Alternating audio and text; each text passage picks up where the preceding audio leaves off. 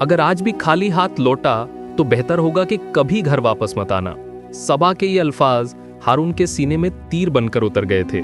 सबा उसकी बीवी थी, एक ऐसी औरत जो गुर्बत और तंग दस्ती से तंग आ चुकी थी। हारून ने एक आम सा माहीगीर था जो कई हफ्तों से समंदर से एक भी मछली नहीं पकड़ पाया था। घर की हालत दिन ब दिन बिगड़ती जा रही थी।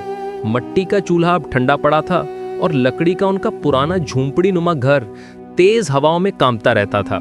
सबा के दिल में ये बात घर कर गई थी कि शायद उसने गलत आदमी से शादी कर ली है। वो अंदर ही अंदर इस सोच में घिरी हुई थी कि अब और बर्दाश्त नहीं हो सकता। उसी सुबह हारून अपनी पुरानी सी नाव लेकर समंदर की तरफ चल पड़ा। समंदर सुनसान पड़ा था, लेकिन उसके दिल में एक बड़ा तूफान था। उसकी कश्ती और आहिस्ता आहिस्ता पानी में आगे बढ़ती हुई जा रही थी और हर लहर के साथ उसकी उम्मीद डूबती और उभरती रही। दूसरी तरफ सबा भी घर से निकलकर समंदर के किनारे आ बैठी थी। वो समंदर की लहरों को घूरते हुए सोच रही थी कि कैसी किस्मत है मेरी, ना पैसा ना चैन, और अब तो सब्र भी जवाब देने लगा है। उसने खुद से वादा कर लिया था कि अगर आज भी उसका शौहर खाली हाथ घर लौटा तो वो उसे हमेशा के लिए छोड़कर चली जाएगी। वो भी अपनी सोचों में ही डूबी हुई थी कि उसे दूर समंदर में एक नाव दिखाई दी और वो नाव आहिस्ता आहिस्ता किनारे की तरफ बढ़ती हुई आ रही थी। उस कश्ती में कोई और नहीं बल्कि उसका शौहर हारून था। उसके हाथ में एक जाल था, लेकिन दूर से ये समझ नहीं आ रहा था कि उस जाल में कुछ है या नहीं। जैसे ही हारून ने अपनी कश्ती को साहिल पर खींचा तो सबा की नजर उसकी तरफ उठ गई। उसकी आंखों में एक उम्मीद थी कि शायद आज कोई मछली पकड़कर ले आया हो, लेकिन जैसे ही उसकी नजर खाली जाल पर पड़ी तो उसका चेहरा और भी सख्त हो गया। कश्ती की हालत भी उसकी किस्मत जैसी लग रही थी, सूनी और थकी हुई। हारून के चेहरे की मायूसी साफ जाहिर कर रही थी कि आज भी समंदर ने उसे कुछ नहीं दिया। उसकी आंखों में बेबसी थी और वो सबा की तरफ देख भी ना सका। चुपचाप कदम बढ़ाता हुआ अपनी झोंपड़ी की तरफ चला और अंदर दाखिल हो गया। सबा चुपचाप देखती रही और फिर तमतमाते हुए उसके पीछे चल पड़ी। घर पहुंचते ही उसने सख्त लहजे में कहा, पूरी बस्ती के माहीगीरों के जाल आज भी मछलियों से भरे हुए थे और एक तुम हो जैसे समंदर ने तुमसे दुश्मनी पाल ली हो। कई दिन गुजर गए और तुम एक भी मछली नहीं पकड़ सके। हारून, जो घर की दीवार के साथ टेक लगाकर मायूस बैठा था, वो धीमी आवाज में बोला, मैंने हर मुमकिन कोशिश की है सबा, लेकिन शायद मेरी किस्मत ही सो रही है। पर यकीन मानो, कल सब कुछ बदल जाएगा। सबा ने उसकी बात को काटते हुए कड़वे लहजे में कहा, अगर कल भी तुम्हारा जाल खाली रहा तो सोच लो, मैं हमेशा के लिए तुम्हारा घर छोड़ दूंगी और अपने मैके चली जाऊंगी। ये कहकर वो गुस्से में हारून से थोड़ा दूर जाकर बैठ गई। थोड़ी देर की खामोशी के बाद हारून ने आहिस्ता से कहा, सबा, मुझे यकीन है कि तुम मुझे छोड़कर नहीं जाओगी। सबा खामोश रही। हारून फिर बोला, मुझे भूख लगी है, मैंने सुबह से कुछ नहीं खाया, कुछ खाने को मिलेगा? सबा पलटकर गुस्से में बोली, कहां से लाऊं खाना? कुछ लाते तो कुछ बना भी देती। मैं भी तुम्हारी तरह भूखी बैठी हूं और अब तो ऐसा लगता है कि या तो मैं अपने माँ बाप के घर चली जाऊं और या तो समंदर में कूद जाऊं। हारून ने सबा की कड़वी बातों को सुना। कुछ देर वो चुपचाप बैठा रहा और फिर उठकर घर से बाहर निकल गया। अब रात का अंधेरा फैलने लगा था। समंदर की हवा तेज थी, जैसे हर हवा का तेज झोंका उसकी गरीबी का मजाक उड़ा रहा हो। उसकी झोंपड़ी की खिड़कियां चरचरा रही थी, जैसे हवाएं भी उसको धुतकार रही हों। जैसे ही हारून घर से बाहर निकला, सबा ने तेजी से मिट्टी के बर्तन के ऊपर से ढक्कन हटाया, जिसमें वो कुछ रोटियां और थोड़ा सा बचा हुआ सालन छिपा कर रखे बैठी थी। बिना वक्त गंवाए सबा ने उसे जल्दी जल्दी खाना शुरू कर दिया, जैसे उसे डर हो कि कहीं हारून वापस ना आ जाए। हारून आहिस्ता आहिस्ता चलता हुआ अपने पुराने दोस्त शहराज के घर पहुंच गया। दरवाजा खटखटाने पर शहराज बाहर आया।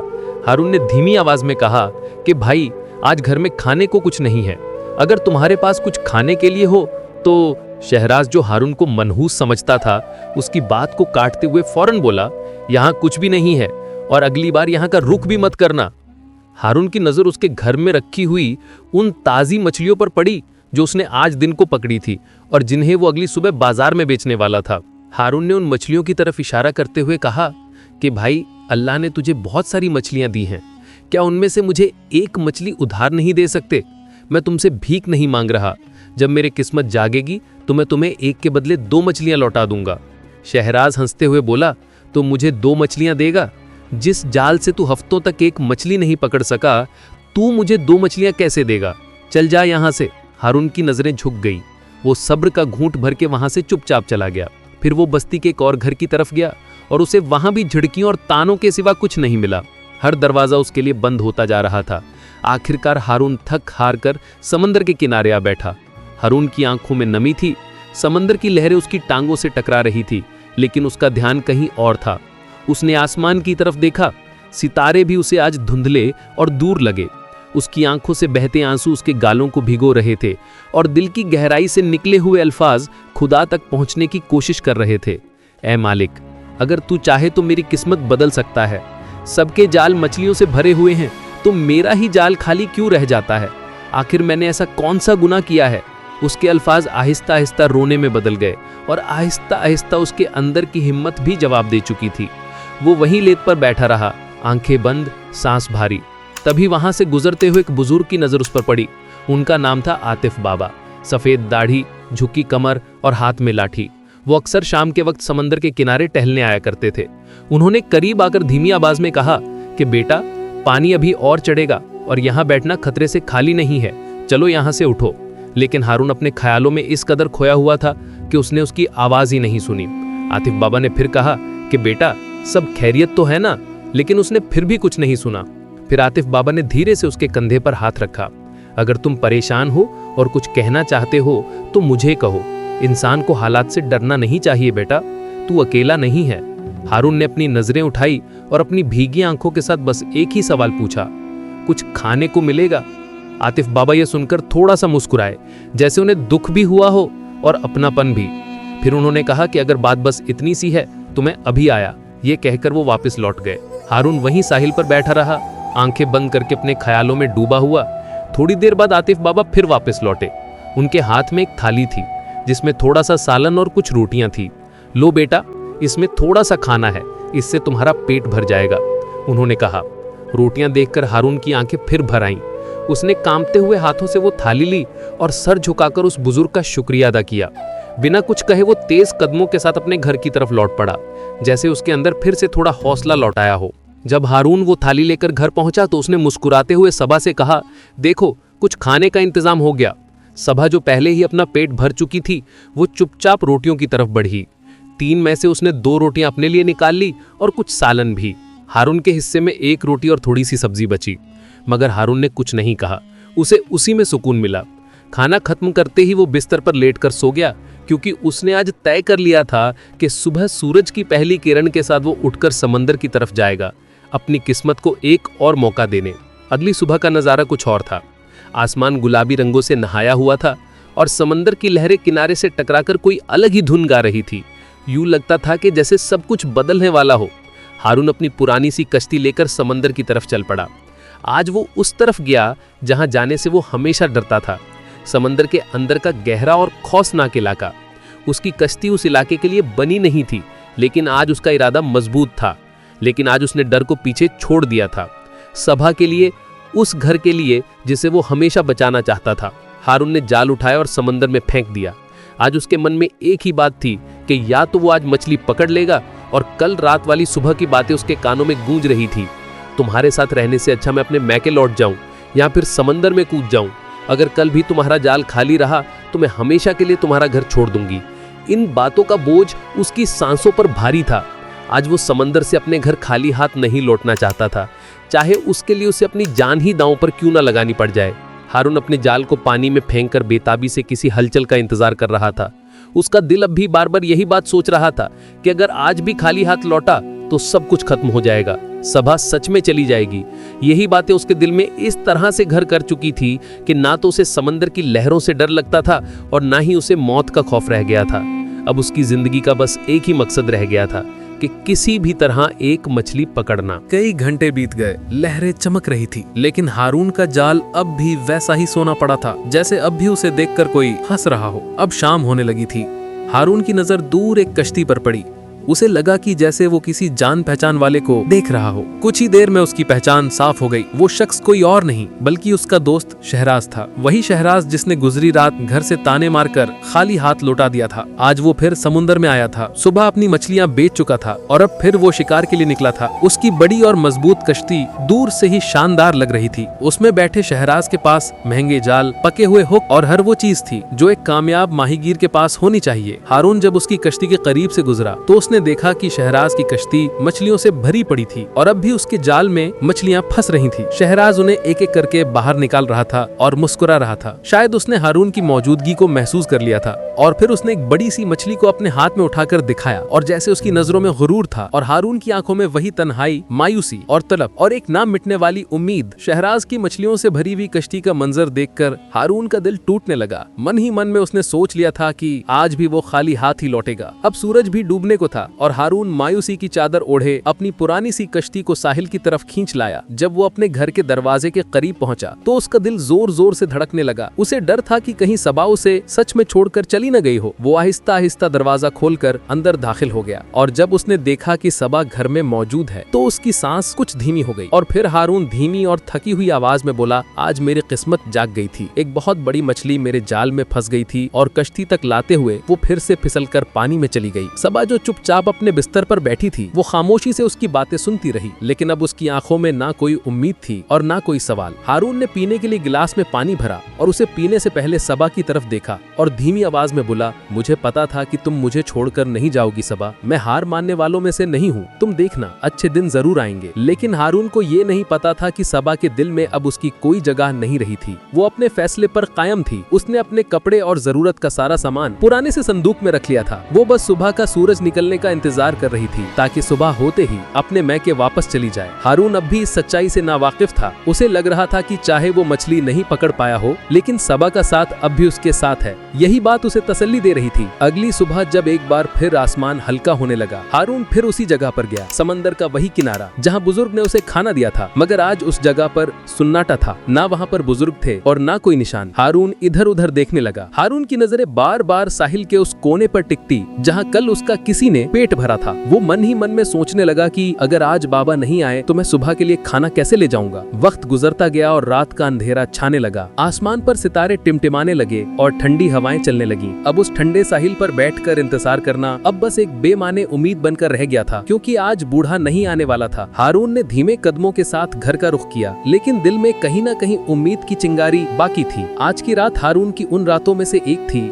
जो शायद कभी भूली नहीं जा सकती। हारून जब घर लौटा तो सबा सो चुकी थी। अब जैसे उसे किसी चीज से कोई मतलब नहीं रहा था। हारून एक कोने में बैठा भीगी आंखों के साथ उन बर्तनों को देख रहा था जिन्हें कभी सबा बड़े प्यार से सजाया करती थी। उम्मीद से उसने बर्तनों को टटोलना शुरू किया कि शायद कुछ खाने को मिल जाए। तभी उसकी नजर एक प्लेट पर पड़ी जिसे किसी बर्तन के साथ ढांपा हुआ था। उसे खोलते ही हारून की आंखों में चमक आ गई। उसमें थोड़े से पते हुए चावल रखे हुए थे। उसकी रूह जैसे जाग उठी। खुशी से वो कह बैठा, सबा देखो चावल। ये कहते ही उसकी जबान रुक गई, क्योंकि वो समझ गया था कि ये चावल उसकी बीवी ने उससे छिपा कर रखे हुए थे। अब सवाल ये था कि घर में कुछ था ही नहीं तो ये चावल कहाँ से आए। कुछ देर सोचने के बाद उसे याद आया, तकरीबन 1 महीने पहले जब किस्मत ने उसका साथ दिया था और वो एक मछली पकड़ लाया था, उसने वही बेचकर चावल लिए थे। उसके बाद तो जैसे किस्मत ने उस पर दरवाजा ही बंद कर दिया था और फिर घर में कभी चावल नहीं बने। अब उसे समझ आया कि ये वही चावल थे जिन्हें सबा ने अपने लिए बचा रखा था। हारून को इस पर गुस्सा नहीं आया, बल्कि एक सुकून महसूस हुआ कि कम से कम सबा आज भूखी नहीं सोई। फिर उसने उन चावलों को उठाया और आहिस्ता आहिस्ता उन्हें खाने लगा। ये वही चावल थे जिन्हें सबा ने छिपाकर अपने लिए रखा हुआ था। अब वही हारून का सहारा बने। अक्सर समंदर का पानी उसके मकान तक पहुंच जाता था। आज भी पानी की लहरें उसके घर के करीब तक आ गई थी और हवा में ठंडक बढ़ गई थी, जैसे सर्दियां बिना दस्तक दिए आ गई हों। हारून ने कांपते हुए एक पुरानी सी चादर ओढ़ी और खिड़की के पास लेट गया। खिड़की के पार समंदर की लहरें एक के बाद एक आ रही थीं। वो चुपचाप उन्हें सुनता रहा और सोचता रहा कि आज मैं सुबह से भूखा था और सबा ने वो चावल भी मुझसे छुपा लिए थे, लेकिन फिर भी शिकायत नहीं हो रही। शायद मोहब्बत का यही रंग होता है। इन्हीं सोचों में वो कब नींद में डूब गया, उसे खुद भी खबर न रही। सुबह का सूरज निकल चुका था। आज ये कोई आम सुबह नहीं थी। आज का दिन वो मोड़ लेकर आया था जो हारून की किस्मत को बदलने वाला था, और शायद उन सब के लिए एक सबक भी, जो मुश्किल वक्त में अपने शौहरों का साथ छोड़ देती हैं। ये वही सुबह थी जो पर्दा उठाने वाली थी उस सच्चाई से जिसे हारून आज तक देख नहीं पाया था। सूरज की पहली किरण के साथ हारून उठ खड़ा हुआ। उसने सोते हुए सबा पर एक नजर डाली, शायद जिंदगी में आखिरी बार। उसे इस बात का अंदाजा नहीं था कि सबा उसकी जिंदगी से हमेशा के लिए जाने वाली है। हारून चुपचाप घर से निकल गया और समंदर के किनारे अपनी उस पुरानी सी कश्ती के पास पहुंच गया जो उसकी मेहनत, उम्मीद और उसकी तन्हाई की गवाह थी। हारून कुछ अलग करने वाला था। वो बहुत आगे जाने की सोच रहा था, वहाँ तक जहाँ माहीगीर जाने से डरते हैं। हारून अपनी कश्ती को गौर से देख रहा था कि क्या वो इसे झेल पाएगी। उधर घर में सबा भी जाग चुकी थी, लेकिन अब वो उस घर की नहीं रही थी। उसने अपना लकड़ी का वो संदूक उठाया और घर का दरवाजा खोल के घर से बाहर निकल आई और अपने मैके की तरफ चल पड़ी। आज वो अपना घर, अपना शौहर और सब कुछ छोड़ आई थी। इधर हारून ने अपनी कश्ती समंदर में उतारी और गहराइयों की तरफ बढ़ने लगा। जब वो दूर तक निकल आया तो उसने अपने जाल को समंदर की लहरों में डाल दिया। हाथों में जाल की डोर थी और आंखों में आखिरी उम्मीद। हर बार की तरह वो चुपचाप इंतजार करने लगा, लेकिन तभी कुछ अलग हुआ। जाल हिलने लगा, डोर भारी होती जा रही थी। हारून ने आहिस्ता आहिस्ता डोर को अपनी तरफ खींचा। जैसे ही उसने जाल को कश्ती के ऊपर खींचा तो हैरत से उसकी आंखें खुल गईं। जाल में एक बड़ी मछली फंसी हुई थी और साथ ही उसके छोटे छोटे बच्चे भी। पहली बार उसने मछली की आंखों में वो गहराई देखी, जैसे वो कुछ कहना चाहती हो। उसकी आंखों में एक अजीब सी बेचैनी थी। जाल में तड़पते हुए उसके छोटे बच्चे थे। वो अपने आप को बचाने की कोशिश कर रहे थे, लेकिन लाचार थे। हारून का दिल पसीज गया। उसने जाल को खोला और एक एक करके सारे बच्चे समंदर में छोड़ दिए। बच्चे पानी में आते ही अपनी माँ के चारों तरफ तैरने लगे, जैसे उन्हें जिंदगी फिर से मिल गई हो। लेकिन उनकी माँ अब भी उनसे दूर थी। हारून अब सब कुछ समझ चुका था। उस मछली की आंखों में उसकी बेचैनी साफ दिखाई दे रही थी, लेकिन सच्चाई जानते हुए भी वो मजबूर था। आज वो खाली हाथ घर नहीं लौटना चाहता था। उसके घर में पहले से ही फाके चल रहे थे और सबा भी अब कुछ और बर्दाश्त करने के लिए तैयार नहीं थी। इसलिए उसने अपने दिल पर पत्थर रख लिया। बड़ी मछली अब कश्ती में थी, बुरी तरह तड़प रही थी। मछली के बच्चे कश्ती के इधर उधर पानी में तैर रहे थे, जैसे मछली की दुनिया उजड़ चुकी हो। उनकी आंखों में एक अजीब सी मासूमियत थी, जैसे वो अपनी माँ को वापस मांग रहे हों। हारून उन्हें देख रहा था और अंदर से टूटता हुआ जा रहा था, मगर दिल में सोच रहा था कि अगर आज इसे छोड़ दिया तो कल शायद मैं भी भूख से मर जाऊंगा। आज जो जाल में है वही मेरी किस्मत के लिए काफी है। वो मछली काफी बड़ी थी, इतनी बड़ी कि अगर बेच दी जाए तो 1 महीना आराम से गुजारा जा सकता है। हारून ने एक बार फिर मछली की तरफ देखा और दूसरी तरफ उसके बच्चे कश्ती का करीब पानी में तैर रहे थे, जैसे वो अपनी माँ की रिहाई के लिए मिन्नतें कर रहे हों। उसने आंखें बंदी और एक गहरी सांस ली। अगले ही पल उसने मछली को उठाया और समंदर में फेंक दिया। पानी में फेंकते ही मछली तेजी से पानी के ऊपर तैरने लगी और हारून की आंखों से आंसू निकलने लगे। उसने कांपते हुए आवाज में कहा कि जा, तुझे तड़पते हुए नहीं देख सकता, तू अपने बच्चों के पास चली जा। उस वक्त हारून को ये महसूस हुआ कि वो सिर्फ माहीगीर नहीं है, बल्कि एक इंसान भी है जिसके सीने में दिल भी धड़कता है। फिर मछली समंदर की लहरों में गुम हो गई। हारून चुपचाप अपनी कश्ती पर बैठा रहा। उसकी सांसें तेज थीं और दिल किसी पछतावे में डूबा हुआ। वो अपना सर पकड़कर बैठ गया और दिल ही दिल में सोचने लगा कि ये मैंने क्या कर दिया। कुछ देर खामोशी छाई रही। फिर वो एक लंबी सांस भर के खुद से बोला, तो क्या हुआ? कम से कम मछली और उसके बच्चे जिंदा हैं। वो एक साथ हैं और खुश हैं। उसकी भूख, थकान और एकाकीपन मिलकर उसे किसी अनजानी खामोशी में डुबो रहे थे। हारून ने आंखें खोलकर पानी की तरफ झांका। पानी में वही बड़ी सी मछली थी। उसके मुंह में सोने का एक टुकड़ा था। हारून उसे देखकर चौंक गया। सोना? फिर मछली ने सोने का वो टुकड़ा हारून की तरफ बढ़ाया। हारून ने हैरान होकर वो सोने का टुकड़ा अपने हाथ में उठा लिया और मछली समंदर की लहरों के साथ पानी में गुम हो गई। हारून कुछ देर के लिए पत्थर बन गया। उसने अपनी हथेली में रखे उस चमकदारे पत्थर को देखा। अब उसे मछली पकड़ने की जरूरत नहीं थी। उस एक चमकदारे टुकड़े से वो अपने घर का कई हफ्तों का राशन, घर की जरूरतें पूरी कर सकता था। उसने खुश होकर कश्ती को तेजी से अपने घर की तरफ मोड़ा और अपने घर पहुंच गया। लेकिन जब वो अपने घर पहुंचा तो वहाँ एक अजीब सा सन्नाटा फैला हुआ था। दीवारें खामोश थीं, कमरे ठंडे पड़े थे। सबा, उसने पुकारा लेकिन कोई जवाब नहीं आया। उसका दिल तेजी से धड़कने लगा। फिर उसे वही कड़वे अल्फाज याद आए जो सबा ने कहे थे कि अगर कल भी तुम मछली नहीं पकड़ पाए तो मैं अपने घर चली जाऊंगी। हारून की सांस अटक गई। उसके कदम लड़खड़ाए। नहीं, ऐसा नहीं हो सकता, उसने अपने आप से कहा। लेकिन दिल में डर और बेचैनी बढ़ती हुई जा रही थी। वो तेजी से घर से बाहर निकला, इधर उधर भागा, लेकिन सबा का कोई नामो निशान नहीं था। उसका माथा पसीने से भीग गया। हारून ने वो सोने का टुकड़ा लेकर अपने नजदीकी बाजार का रुख किया और उसने सोने का वो टुकड़ा एक सुनार को बेच दिया और उसे जो पैसे मिले उन्हें लेकर सबसे पहले सबा के घर गया। उसके पास कोई और रास्ता नहीं था। उसने सबा के घर पहुंचकर कांपते हाथों से दरवाजा खटखटाया। कुछ देर बाद सबा का बाप घर से बाहर आया और हारून को देखते ही गुस्से से बोला, क्या चाहिए तुम्हें? हारून ने नर्म लहजे में पूछा, क्या सबा आपके पास है? हाँ, सबा यही है और उसने साफ कहा है कि वो अब तुम्हारे साथ रहना नहीं चाहती और वो तुम्हारी शक्ल भी नहीं देखना चाहती और आइंदा इस घर का कभी रुख मत करना। ये कहकर उसने दरवाजे बंद कर लिए। हारून को यूं लगा जैसे दिल के बीचों बीच किसी ने छोरा घूंप दिया हो। दिन गुजरते गए। हारून ने कई कोशिशें की, कई रास्ते तलाश किए, लेकिन सबा का उससे मिलना अब नामुमकिन लगता था। अब शायद उसकी जिंदगी से सब कुछ खत्म हो चुका था। फिर हारून उसी समंदर के किनारे पर आकर बैठ गया। उसके पास अब पैसा था, लेकिन सबा नहीं थी।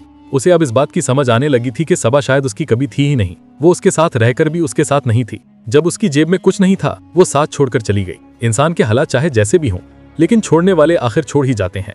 जो सच्चे होते हैं वो कभी साथ नहीं छोड़ते और ना वो कभी हालात देखते हैं। फिर हालात चाहे जैसे भी हों, जिंदगी में अच्छे बुरे वक्त आते ही रहते हैं, लेकिन बुरा वक्त ही असल आईना होता है। वही वक्त हमें दिखाता है कि कौन अपने हैं और कौन अपने नहीं हैं। जो बुरे वक्त में साथ छोड़ जाएं, वो हमारे कभी थे ही नहीं, और जो मुश्किल वक्त में भी हमारा हाथ थामे रहें, बस वही अपने होते हैं। प्यारे दोस्तों, उम्मीद करता हूँ कि ये वीडियो आपको पसंद आई होगी। अगर वीडियो अच्छी लगी हो तो कमेंट्स में अपनी राय का इजहार जरूर कीजिएगा। हमारे चैनल को सब्सक्राइब कर दीजिएगा। वीडियो देखने का बहुत बहुत शुक्रिया।